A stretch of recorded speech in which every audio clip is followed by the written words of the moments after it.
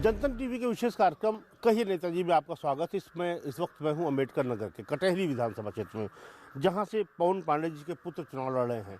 पवन पांडे जी किसी पर्चे के मोहताज नहीं हैं, शिवसेना के उत्तर प्रदेश के पहले विधायक हैं और जाने माने ब्राह्मण चेहरा हैं पूर्वांचल के और देश भर के। पवन जी, जनतन टीवी से बात करने के लिए बहुत बहुत धन्यवाद। तो क्या पर्चे क्या दे, हमारे टेलीविजन वाले चाहते हैं कि पर्चे क्या दे, राजनेता दे, दबंग नेता दे, ब्राह्मण नेता दे कि जन नेता दे? देखिए, मैं तो एक सामान्य किसान परिवार का बेटा हूं और अपने व्यवसाय के बदौलत मैं समाज की सेवा करता हूं और मेरी पहचान एक समाज सेवक के रूप में है। मैं पिछले 36 सालों से समाज के विभिन्न वर्गों की मदद करते चला रहा हूं, तो मैं तो अपने आप को जनसेवक ही मानता हूं। पवन जी, आपने तमाम उतार चढ़ाव देखे, तमाम राजनीतिक दलों में भी रहे आपको क्या लगता है इस चुनाव में सबसे बड़ी चुनौतियाँ क्या है और क्या लग रहा है कि मुद्दों पर चुनाव हो रहा है? देखिए, जनता में तो मुद्दे हैं, बिना मुद्दे का चुनाव तो नहीं है। जैसे पिछली बार का था तो एक हवा थी बीजेपी की, वो हवा निकल चुकी है। 5 सालों में उत्तर प्रदेश की गवर्नमेंट को जनता ने देख लिया है और मुझे लगता है कि इसमें किसी भी समाज को, किसी भी व्यक्ति को राहत नहीं मिली। जैसे नौकरियों में भर्ती नहीं मिली जो होना चाहिए था, पॉपुलेशन बहुत ज़्यादा है, बेरोजगारी बहुत ज़्यादा है यूपी में। दूसरे फसलों का दाम जो MSP पे मिलना चाहिए वो भी गल्ला बिक नहीं पा रहा है। गरीबों का गल्ला 1100-1200 में बिकता है, जबकि बड़े लोगों का गल्ला जो कमीशन खोर है उनका गल्ला 1900 साढ़े 1900 में बिकता है। तो ये किसानों का बहुत बड़ा मुद्दा है।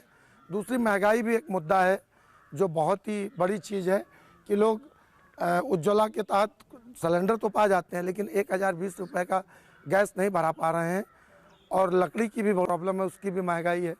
तो आम जनता महंगाई से त्रस्त है, बेरोजगारी से त्रस्त है, किसान को उसका मूल्य नहीं मिल रहा है और इस तरह से कानून व्यवस्था भी पूरी तरह से ध्वस्त है।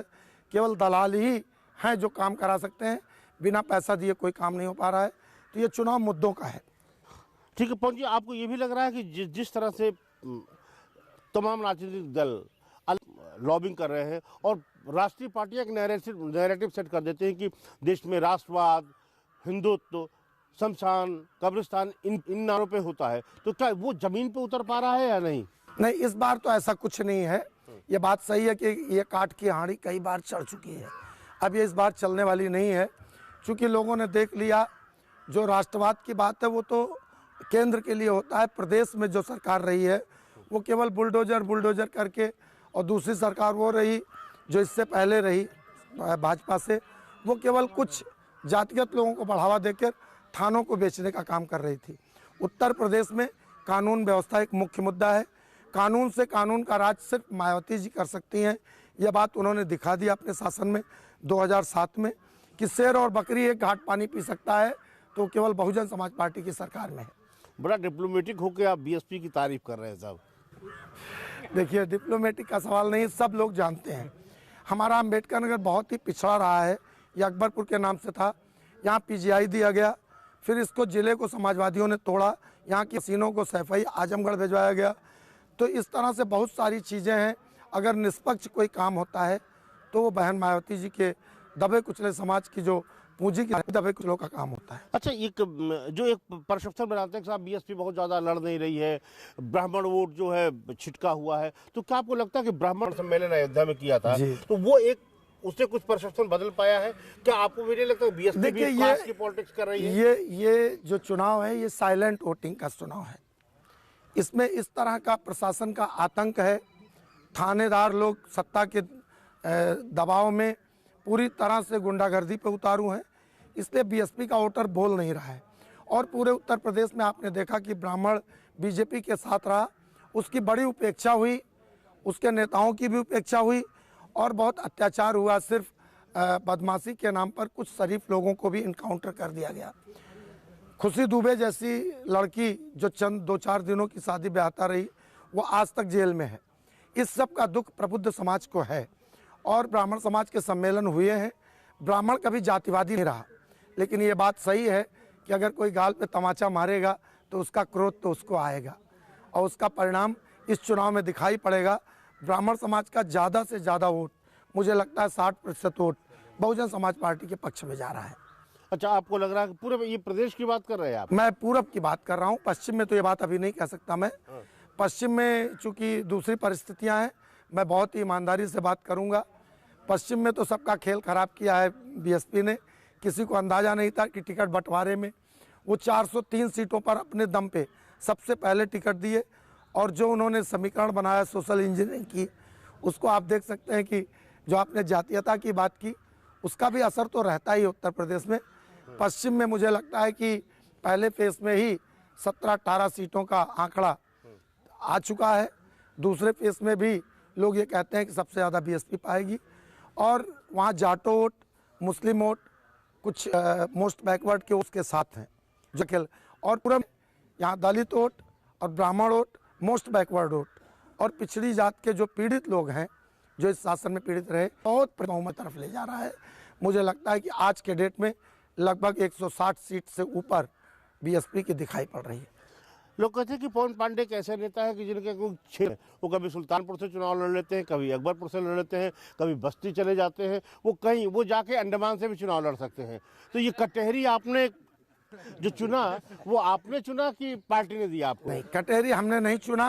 कटहरी तो हमारा घर है, हमारी ससुराल, हमारी बहनें हैं, तीनों भाइयों की ससुराल इसी कटहरी में है। लेकिन ये बात सही है कि कटहरी को मैंने नहीं चुना।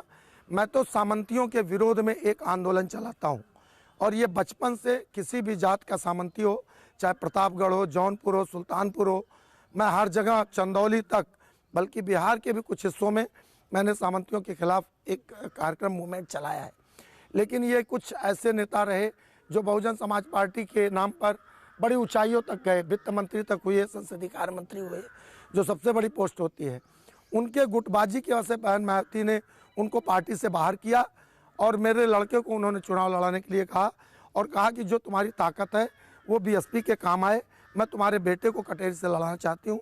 इसलिए मायावती जी की ये इच्छा थी यहाँ से चुनाव लड़ना, मेरी कोई बहुत इच्छा नहीं थी। लेकिन मैं ये जानते लोग से ज़्यादा मुझे प्यार करते हैं। अच्छा, बीएसपी गए, इसके पहले भी आप बीएसपी चुनाव लड़ चुके थे, तो बहन जी पूछी नहीं कितना दिन कहाँ थे आप? देखिए, बीएसपी में मैं नहीं गया। बीएसपी ने, बहन जी ने हमको फ़ोन करके बुलाया। मैं अकबरपुर से टिकट मांग रहा था, ये बात सही थी। मैं 4 बार बीएसपी से निकाला गया हूँ, और इन्हीं नेताओं ने निकाला है। मैं झूठ की राजनीति नहीं करता, और मैं वो नेता नहीं हूँ जो अपने मुद्दों से भटक के राजनीति करूँ।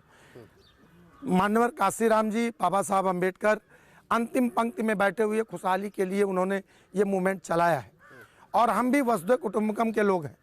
हम चींटी को आटा डालने वाले लोग हैं, हम पीपल को पानी देने वाले लोग हैं, हम भी विश्व के कल्याण की कामना करते हैं। इसलिए हम चाहते हैं कि इस राष्ट्र में जो दबा कुचला समाज है, जो गरीब है, किसी जात का हो, उसको खुशहाली मिले। और इसके तहत मैंने बीएसपी 1999 में ज्वाइन किया, जब इसमें सिर्फ केवल रामवीर उपाध्याय जी दूसरा ब्राह्मण था, कोई तीसरा कोई ब्राह्मण। तो बीएसपी कभी छोड़ी नहीं। बीएसपी में तिकड़म करके मुझे निकलवाया जाता है, चाहे पुनिया जी निकलवाएं, चाहे नसीमुद्दीन निकलवाएं, चाहे रामचल राजभर जी निकलवाएं, चाहे लालजी और बरखूराम निकलवाएं। लेकिन उसके बाद मैंने कोई जबान अपनी नहीं खोली, और बीएसपी के कार्यालय जो पूर्वांचल का मैंने दिया। तो माननीय बहन जी ने मुझको मौका दिया, मेरे बच्चे को उन्होंने चुनाव लड़ाया, मेरे भतीजों को उन्होंने संसद में दल का नेता बनाया, जो पूरे देश में प्रसिद्ध है कि अगर बोलता है तो सरकारें कान खड़े हो जाते हैं और सुनता है।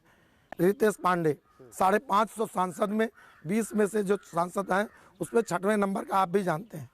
तो हम लोग, हमको बीएसपी ने मौका दिया है, लोकसभा में भी मौका दिया था, और मेरा अपने अलग तरीके का राजनीति करने का इतिहास है। अच्छा, लोग ये जानना चाहते हैं कि साहब कि बीएसपी बहन मायावती जी का जो नेचर है, वो चाहे आर के चौधरी से लेकर के त्रिभुवन दत्त, किसी को निकाल दिया तो दोबारा फिर मिलती ही नहीं, उनको लेती नहीं। तो कौन से ऐसी आप मोहनी रखे हुए हैं आंख में कि 4-4 बार आपको निकाल के ले रही है? नहीं, बिल्कुल ये मोहनी का सवाल नहीं। आप ये देखें कि जितने लोग निकाले जाते हैं वो अनाप शनाप बातें बोलते हैं।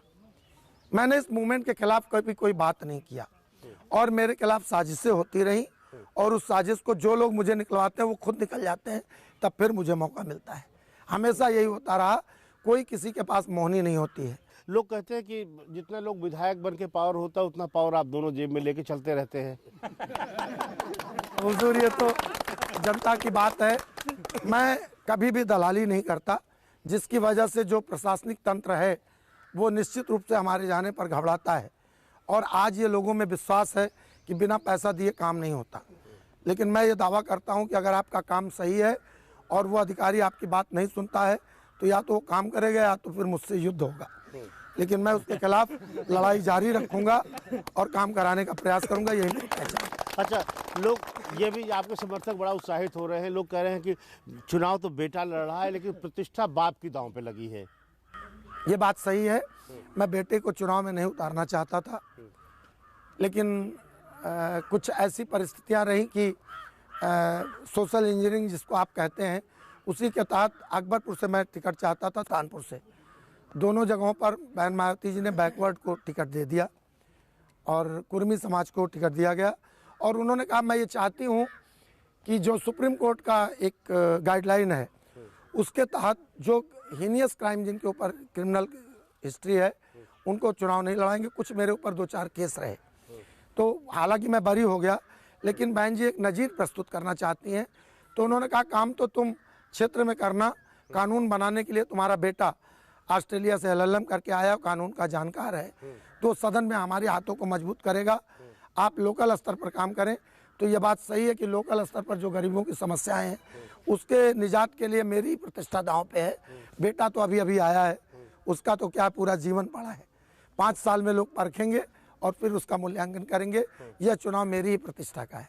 अच्छा, लोगों से हम बात करें तो लोग कह रहे थे कि वो प्रत्येक भैया बहुत सीधा है और बड़ा दुबराए गए हैं। सीधा होना तो कोई गलत बात नहीं है। तो चिंता, ऐसा तो नहीं कि आपने उनको ऐसी चिंता में डाल दिया होगा, वो दुबले थे और दुबले होते जा रहे हो? देखिए, वो पहले से ही छात्र जीवन से राजनीति में रहा पूना में, और वो निरंतर कुछ दिनों से दूसरी पार्टियों में काम कर रहा था। मैंने उसको बताया कि यहाँ दबे कुचलों की संख्या बहुत ज़्यादा है, इसलिए वो मेरे प्रेरित करने पर आया। लेकिन वो चुनाव लड़ने का पहले से इच्छुक था। जलालपुर में वो पिछली बार बीजेपी से चूंकि जुड़ा था, तो मैंने उसको समझाया कि ये लोग केवल झूठी बात करने वाले लोग हैं। तो राजनीति उसका एक शौक है और उसकी एक इच्छा है, दोनों चीज़ें हैं, कि वो अपने जीवन को धन्य करना चाहता है। हम किसान परिवार में बढ़े, लेकिन आज भगवान ने हमको सब कुछ दे दिया है, तो हम सेवा के आधार पर एक किसी बनाना चाहते हैं, और उसी में प्रतीक स्वयं से आया है और उसने बहन जी से सहमति व्यक्त की। इसमें कोई जोर जबरिया का बात नहीं है। पवन जी, आप शिवसेना के पहले विधायक थे उत्तर प्रदेश में, बहुत यंग एज के विधायक थे, और आपने कहा कि जो मैंने काम करके एक नज़ीर पेश की। विश्व हिंदू परिषद के साथ आप एसोसिएट रहे, राम मंदिर का आप अभी तक कहते हैं कि मैं आपके पास मीर बाकी का शिलालेख है राम मंदिर का। तो आपको क्या लगता है जो उतार चढ़ाव रहा, और ये भी कहा जाता है कि तमाम राजनीतिक दलों में आपके पार्टी से अलग संबंध है, कांग्रेस, बीजेपी, सपा, सबके साथ है, तो वो सब कुछ फायदा कर रहा है इसमें? नहीं, इस चुनाव में ऐसा कोई फ़ायदा तो नहीं मिल रहा, लेकिन आपने कहा कि मैं शिवसेना से जुड़ा रहा है। ये बात सही है कि 1991 में जब पहली बार चुनाव लड़ा, तो शिवसेना को उत्तर प्रदेश में क्या कहीं भी मान्यता नहीं थी, और मेरे खिलाफ बीजेपी चुनाव लड़ी थी। मैं विश्व हिंदू परिषद से जुड़ा रहा और आंदोलनों से भी रामचंद्र परमहंस जी के साथ जुड़ा रहा। लेकिन बाकी चीज़ें जो आपने कहा, वो शिवसेना का एक सामूहिक मूवमेंट था, उसमें मेरा कोई स्पेशल अलग से नहीं था, और वो जो कुछ है वो शिवसेना के पास है। व्यक्ति जिस दल में रहता है उसकी ही नीति के हिसाब से काम करना होता है। नौजवानी का एक जोश था, लेकिन मैंने देखा कि ये धर्म के नाम पर और केवल हिंदू के नाम पर मूर्ख बनाने का काम किया जा रहा है। कोर्ट फैसला देती है और उसको लोग भुनाने का काम करते हैं। हम लोगों ने अपनी ज़िंदगी खपा दी, हम सनातन के मानने वाले लोग हैं। मैं पहले ही आपसे कहा। और संबंध की जो बात है, तो संबंध हमारे समय समय पर जो लोग सही काम करते हैं उनके साथ होता है। मैं बहुजन समाज पार्टी से जुड़ा हूं और पूरे जीवन मैं इन दलितों, वंचितों की सेवा करना चाहता हूं, और विप्र समाज की चोटी और तिलक बनाने का भी काम करना चाहता हूं। अच्छा, आपको लगता है कि दोनों का कॉम्बिनेशन से आप बड़ा, बहुत ऐसा लग रहा है जैसे आप राजनीतिक भाषण दे रहे हो? नहीं, जवाब नहीं दे रहे हैं? नहीं, मैं जवाब ही दे रहा हूँ। देखिए, यहाँ 2 तरह के लोग हैं। आज जो विप्र समाज का, ब्राह्मण समाज का व्यक्ति रिक्शा चलाता है, उसकी कोई जाति नहीं है, भूखे पेट की कोई जाति नहीं है, और ब्राह्मण समाज दूध की मक्खी की तरह किनारे है, चाहे वो समाजवादी हो, चाहे भारतीय जनता पार्टी हो। ये पिछड़े इसकी उसकी बात करते हैं, मुस्लिम की बात करते हैं, लेकिन जनहित की बात नहीं करते। राष्ट्र के नाम पर ये हिंदू मुसलमान करते हैं, इनसे कोई भला होने वाला नहीं है। अच्छा, अभी आपने कहा कि आपके एक भतीजे सांसद हैं, बड़ा उन्होंने नाम रोशन किया, एक बड़े भाई हैं वो भी चुनाव लड़ रहे हैं दूसरे दल से, तो उनसे कभी राकेश जी से मुलाकात हो जाती है कि नहीं? नहीं, राकेश जी से मुलाकात हो जाती है। लेकिन हमारे हिंदू धर्म में होता है कि कुछ लोग सठिया जाते हैं, भैया को बहुत हमारी ऊंचाई बीएसपी ने दिया। हमारे बड़े भाई सठिया गए और एक अपने चहेतों को टिकट न ले पाने की वो नाराज होकर चले गए। उनको नहीं होना चाहिए था, लेकिन कोई बुजुर्ग सठिया जाता है तो हम लोग क्या करेंगे, उसको झेलना पड़ता है। बातें होती हैं, लेकिन उनका चुनाव किसी स्थिति में नहीं है। वहाँ भी बहुजन समाज पार्टी जीत रही है। पवन जी, आप इतने समर्थकों से घिरे रहते हैं, सबसे 1 to 1 बातचीत करते रहते हैं, आपको लगता है कि ये टफ टास्क है, सबकी समस्याओं को सुनना, समाधान करना, फोन पे रहना, दिन रात में जितना लोग जनसभा करते उतने आपके कार्यालय पे लोग घूमते रहते हैं? ये बात सही है कि ये बहुत मुश्किल काम है, क्योंकि कोई ये नहीं है कि भारतवर्ष ही आज़ाद हुआ, अंग्रेज़ों का सूरज कभी डूबता नहीं था, लेकिन भारतवर्ष आज़ादी के बाद भी बहुत दुर्दशा झेलता रहा और समस्याओं का अंबार है, बेरोजगारी का अंबार है। समस्या सुनने में बहुत तकलीफ़ आती है, लेकिन मैं कोशिश करता हूँ, मेरे पास कोई जादू की छड़ी नहीं है, फिर भी मैं प्रयास करता हूँ। लोगों का विश्वास है, इसलिए हमारे पास हुजूम जमा रहता है। मैं जानता हूँ कि जितना मुझे करना चाहिए उतना मैं नहीं कर पाता, लेकिन ये विश्वास भी है कि ये दबे कुचलों के उद्धार के लिए जो बहुजन समाज पार्टी की सरकार बनेगी, तो इसमें ज़्यादातर लोगों को मैं मदद कर पाऊँगा। और अगर सरकार बन गई तो हमारा बेटा भी कानून का जानकार है, जो अब तक नहीं कर पाया हूँ वो लोगों की और मदद कर पाऊँगा। पवन जी, आपको लगता है कि जिस तरह से घोषणा पत्र तमाम राजनीतिक दलों ने अपने लॉन्च किए हैं, बिजली फ्री, पानी free, diesel free, petrol free, तो वो यही क्रम बीजेपी का कहना था, किसान सम्मान निधि दे दिया, राशन दे दिया, एक्सप्रेस वेज बना दिए, राम मंदिर बना दिया, काशी विश्वनाथ का कॉरिडोर बना दिया, तो विपक्ष के पास कुछ है नहीं। तो आपको लगता है कि घोषणा पत्रों में जो घोषणाएं हो रही हैं वो भी कहीं चुनावी मुद्दा बन पा रही हैं? देखिए, घोषणा पत्र तो थोथा रहे हैं आज तक। अब करने की बात है तो इस देश में कुछ भी नहीं बनता था, सुई से लेके कुछ भी। कांग्रेस ने भी कम नहीं किया और उसके घोषणा पत्र हमेशा मजबूती से आते रहे। जवाहरलाल नेहरू से लेकर आज तक तमाम घोषणा पत्र आते रहे, काम भी हुआ, लेकिन जितनी उन्नति देश की होनी चाहिए थी वो न होकर भ्रष्टाचार में लोग लिप्त हो जाते हैं। रही बात आपकी गल्ला की फ्री के राशन की, तो ये कोई एहसान नहीं कर रहे हैं। आज गरीबों के बच्चे स्कूल में पढ़ते हैं, उनको किताब, कॉपी, स्वेटर, जूता, तमाम चीज़ें, और जो योजनाओं का पैसा है, ये कोई राजा महाराजा नहीं है, ये हमारा ही पैसा दूसरे चीज़ों में ट्रांसफ़र करके दे रहे हैं और हमको बेवकूफ़ बना रहे हैं। प्राइवेट स्कूलों में बड़े लोगों के बच्चे पढ़ते हैं, गरीबों के बच्चे सरकारी विद्यालयों में पढ़ते हैं। सरकारी विद्यालय बंद हैं, वो ऑनलाइन पढ़ाई नहीं कर सकते, जिससे देश कमज़ोर हो रहा है। घोषणा पत्र से कुछ नहीं होगा, यहाँ लॉ एंड ऑर्डर मेंटेन करना पड़ेगा। गरीबों के लिए ऐसी योजनाएं लानी पड़ेंगी, जैसे बहन मायावती ने काशीराम आवास की योजना ले आकर फ्री में लोगों को लाखों लाख आवास दिया। आप देखिए, चूंकि यह देश सामाजिक व्यवस्था के कारण पढ़ लिख नहीं पाया, लाखों लाख लोगों को सफाई कर्मी के रूप में बहन मायावती ने एक बार में भर्ती की। और इसी तरीके से शिक्षकों में, स्वास्थ्य विभाग में, तमाम में भर्तियों का बहुत टोटा है, बहुत ही कम लोग हैं। वो हमारी सरकार आते ही भर्तियां करेंगी। बहन जी अपना संकल्प अपने मंच से कहती हैं, और जो लोग ये बात कह रहे हैं कि हम फ्री का बिजली देंगे, फ्री का पानी देंगे, वो एक मिथ्या बात है। ये बात सही है कि कुछ गरीबों को, कुछ मजलूमों को, गांव के लोगों को फ्री का बिजली मिलना चाहिए, लेकिन उसके साथ साथ उसकी फसल की कीमत मिलनी चाहिए, क्योंकि ये किसान बाहुल्य क्षेत्र है। उनके व्यवसाय को बढ़ना चाहिए, उनकी जो डेली की दैनिक मजदूरी है वो बढ़ना चाहिए, गांव में उनको रोजगार और मनरेगा के पैसे को बढ़ाना चाहिए। सरकार इसको नहीं कर रही है, वो केवल फ्री का गल्ला, फ्री का लैपटॉप। अरे जब फ्री का लैपटॉप देने से क्या फ़ायदा जब आपका इंटरनेट ही काम नहीं करेगा। पवन जी, लोग कहते हैं कि पवन पांडे जहाँ चुनाव लड़ते हैं इतना हल्ला बोल के चुनाव लड़ते हैं, काफिला, लोग, सारा कि सब चीज़ों को वेन वाश कर देते हैं कि कोई इशू नहीं, बस पवन पांडे। देखिए, जनता कोई मूर्ख नहीं है, और ये जो भीड़ आती है वो हम बुलाते नहीं हैं। हम सिर्फ 3 गाड़ियों से चलते हैं, हम नियम कानून के पालन करने वाले लोग हैं।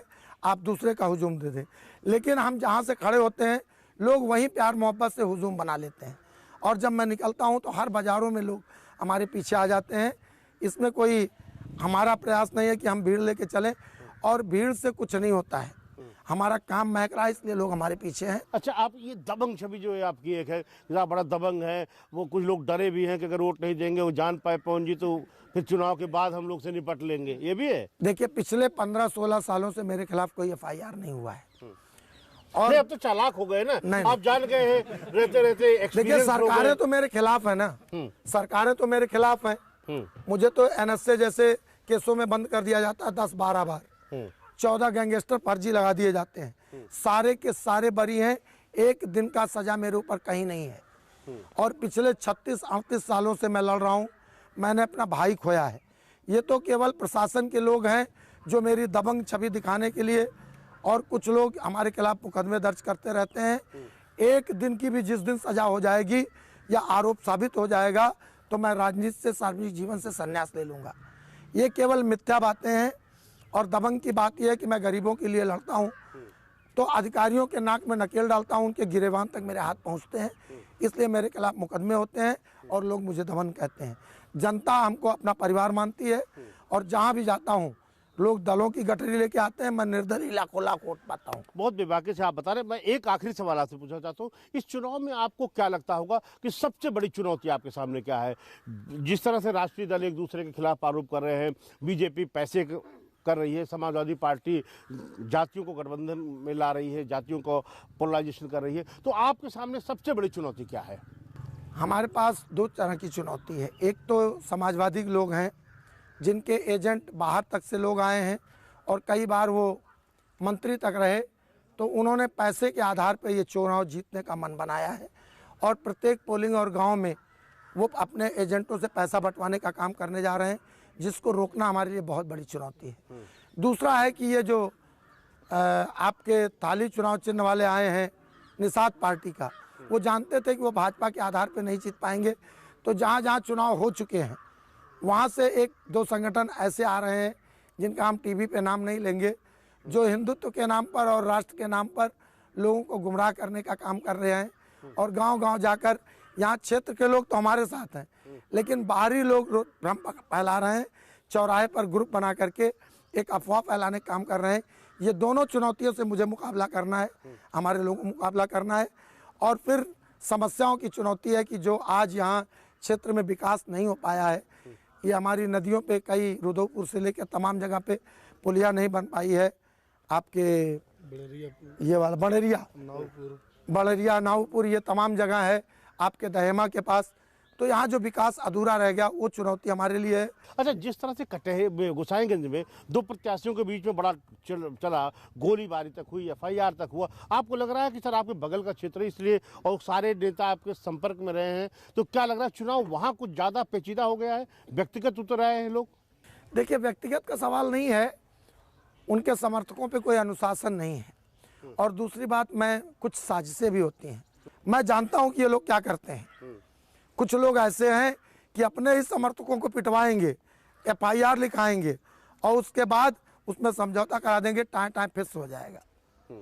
तो हम तो ऐसा कुछ नहीं होने देंगे, लेकिन हम चुनाव में कोई झगड़ा नहीं करेंगे और चुनाव के बाद अगर मेरे किसी भी कार्यकर्ता को किसी ने उत्पीड़ित किया तो उसका उचित जवाब उसके ही दरवाजे पर देंगे। पवन जी, बातचीत करने के लिए बहुत बहुत धन्यवाद। ये थे पवन, ठीक, ये थे पवन पांडे जी जिन्होंने बहुत बेबाकी से अपनी बात कही। कैमरामैन शेरा सिंह के साथ अखिलेश मिश्र, जनतंत्र टीवी, कटहरी।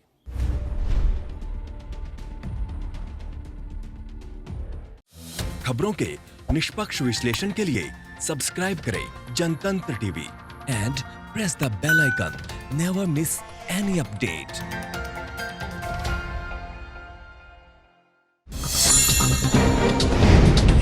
डाउनलोड कीजिए जनतंत्र टीवी ऐप को, जो कि अवेलेबल है गूगल प्ले और ऐप स्टोर पर। अधिक जानकारी के लिए अभी डाउनलोड करें।